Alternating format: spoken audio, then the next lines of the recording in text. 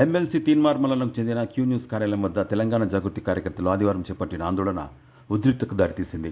పోలీసులు తెలిపిన వివరాల ప్రకారం ఎమ్మెల్సీ కవితను ఉద్దేశించి ఇటీవల జహీరాబాద్లో నిర్వహించిన బీసీ నేతల సమావేశంలో తీన్మార్ మండలం చేసిన వ్యాఖ్యలపై అభ్యంతరం వ్యక్తం చేస్తూ జాగృతి కార్యకర్తలు మేడ్చల్ మల్కజ్గిరి జిల్లా మేడిపల్లిలోని క్యూ న్యూస్ కార్యాలయంపైకి వెళ్లారు. సిబ్బందిని తోసివేసి ఫర్నిచర్ కిటికీలు ధ్వంసం చేశారు. ఈ సమయంలో మల్లన్న తన చాంబర్లోనే ఉండగా తలుపులు పగలగొట్టి లోపలికెళ్లి దాడి చేశారు. ఈ క్రమంలో ఆయన కుడి చేతికి స్వల్ప గాయమైంది. పరిస్థితి ఉధృతంగా మారడంతో గన్మెన్ శ్రీనివాస్ తుపాకీతో 6 గాల్లో కాల్పులు జరిపారు.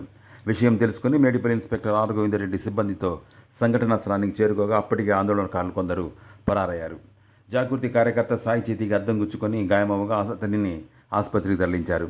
జాగృతి యాదాద్రి జిల్లా అధ్యక్షుడు సందుపట్ల సుజితావు, ఉస్మానియా యూనివర్సిటీ అధ్యక్షుడు అశోక్యాతో పాటు మరో 2 అదుపులోకి తీసుకున్నారు.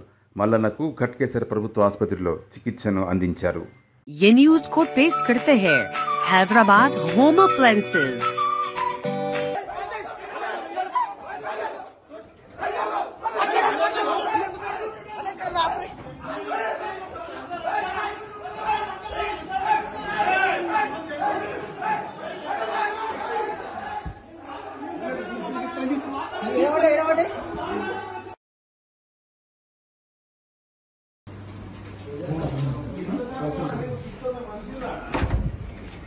వీడియో